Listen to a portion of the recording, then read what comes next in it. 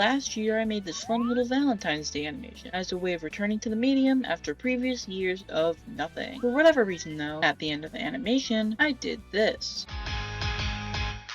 And honestly, I thought I'd never have to think about it ever again. 2026 is a faraway future year. That's never going to actually happen. So anyway, February 8th, 2026 rolls around. What better thing to draw than my persona, right? Some of the colors are bothering me and I was trying to see if there's a way I could fix that problem. But while I was at it, I was wondering what I would look like if I had a different color scheme. Hey, look at this one. It's red, pink, and brown, like a box of Valentine's Day chocolates. Hey, isn't Valentine's Day in like a week? Kinda reminds me of that one Valentine's Day animation it did. Maybe I'll rewatch it.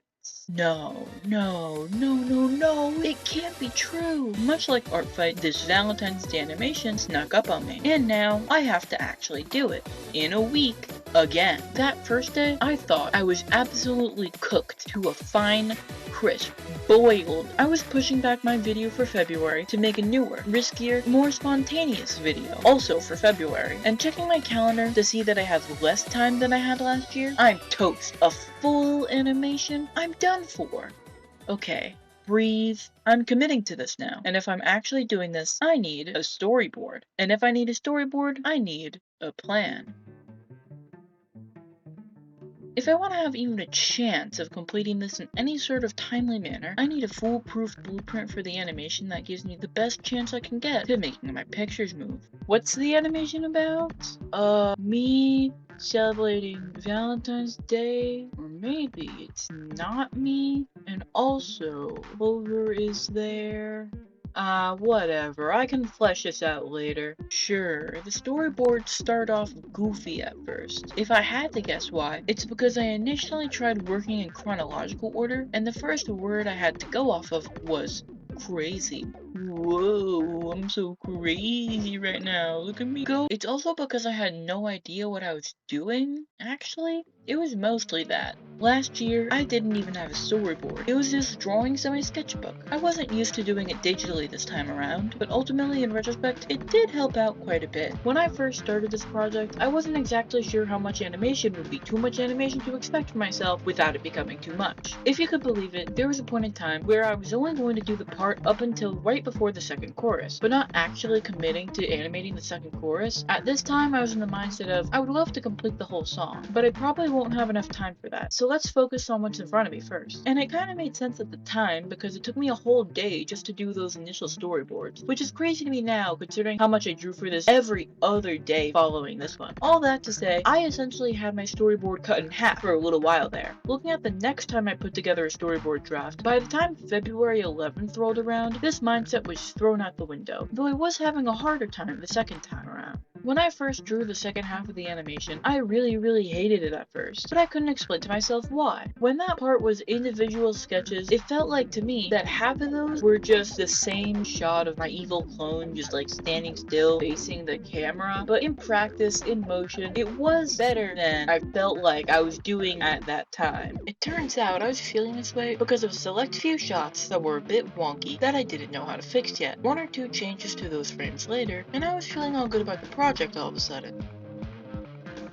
If you watched my video on redesigning my persona, you know that at some point in the process, I decided to put a name tag on my persona. It's a cute detail and I always like a good name tag, so when it was my time to do all the drawings, I decided to keep the name tag. Problem is, there's a signature on my name tag, and writing the same thing down 100 different times didn't sound fun, so I just left the name tag blank. Nothing wrong with that, especially for something so complicated like an animation. Pretty simple, right? Red on the top, white in the middle, red on the bottom. Name tag, nothing else. Well, nothing happened for a while, until someone asked me why I had what was it, Armenian flag on my shirt, and I was like, what are you talking about? And I was like, oh shit, the name tag? And good thing it was just a country's flag, not anything controversial or well, I don't know what it would possibly be, but the whole conversation did make me feel kind of like an idiot. And looking back on it, there were so many different ways for this mistake not to be made, if I just looked at one single reference picture of a name tag. A little thing about the backgrounds in particular. At first I was intending for them to be more complicated than they ended up actually being in the final product. I was kinda intending for them to have patterns and stuff, but it all came down to not having enough time. Plus, the final colors looked fine anyway. You want to know something interesting? So you know how every time I describe the Valentine's Day video I call it an animation? Well, my animation software of choice is actually a drawing program made for drawing, IBIS Paint X, same thing I use for everything else. They did make an animation mode relatively recently, and by recently I mean compared to the entire history of the app. One small problem, you can't have the backgrounds be transparent when exporting the files, which means last year, after I completed everything else and came to this conclusion, I had to meticulously green every last one of my screens. And by that I mean filling all the backgrounds with the color green and export them again on Valentine's Day. Trying to get these things to have a background was a whole ordeal. It's part of the reason why the Valentine's Day video was released on February 15th at like 2, 3, 4 a.m. whatever. And I'll tell you a secret, it doesn't necessarily look good. But then, what else do I do? Use static 2D images to give off the illusion of movement? Surely not. That's gotta be too much effort. What's that? I'm using static 2D images to give off the illusion of movement? Like, that's exactly what I'm doing? Great. So I'll be using static 2D images. It's less animating and more PNG puppeteering in a way. It's kind of useful now that I can use keyframes. Out of curiosity, on one particular day between animating shots, I decided to count how many hours it took for me to make the 2025 animation because I've been interested in numbers recently. I wanted to see the difference in how long it took me to make each animation each of the years. So in 2025, I spent 39 hours and 23 minutes on the 2025 Valentine's Day animation. That's just counting the drawings on like IBIS. It says like how long the thing's been open for. This might not count for the fact that I might have left the canvas open at some points. Like, that's as accurate as I'm gonna get. And the number of drawings in that was 78. Now, granted, a lot of that time might have been spent going over the thumbnail sketch and also trying to decide how things move, because there is a little more movement in the 2025 version. 40 hours for 78 drawings. But I've learned that's just how long animation takes. Comparing these numbers to the 2026 numbers, they're actually pretty similar, only around 2 hours apart, even though the runtime is around twice as long, which I find pretty interesting. And that's not even counting things like the sketches in my sketchbook, the video editing process, the background, the green screening, and things like that.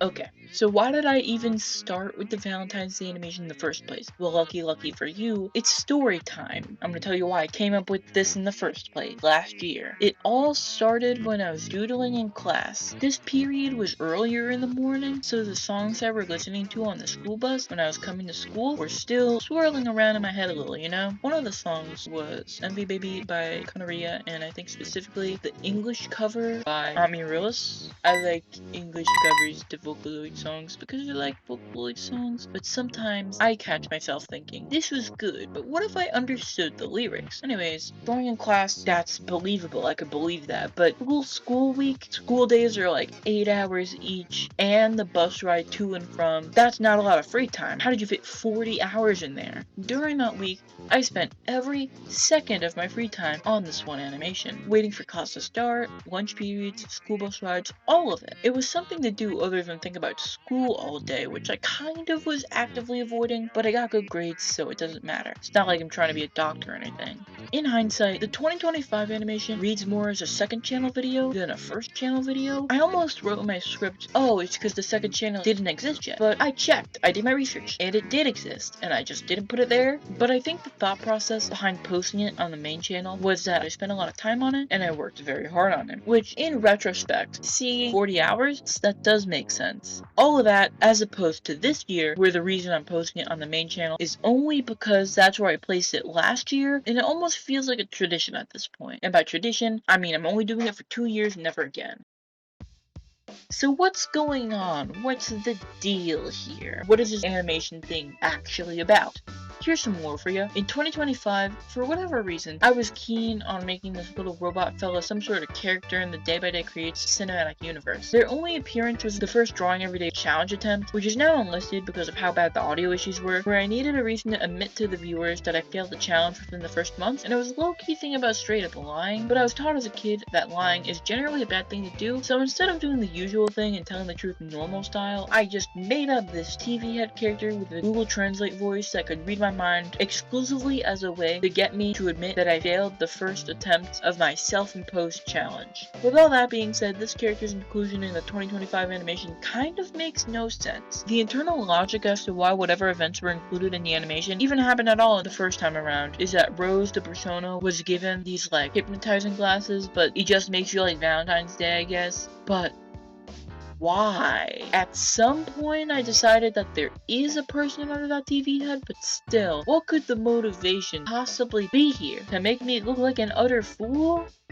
Maybe it worked a little bit, but don't tell them that. So in 2026, I've decided that this year is the year where I try to make the lore make some amount of sense. The funny part is that I only figured out the lore of what's even going on in this animation halfway into the week. When I posted some storyboards in some Discord servers captioned, sometimes creating a Valentine's Day animation as an Airways person means creating a narrative where your evil clone separate from your evil twin steals your identity and tries to steal everyone's Valentine's Day candy. I only realized it after I sent the message, but this pretty much hit the nail on the head of what I was trying to do with this animation and whatever kind of quote story there could possibly be behind it.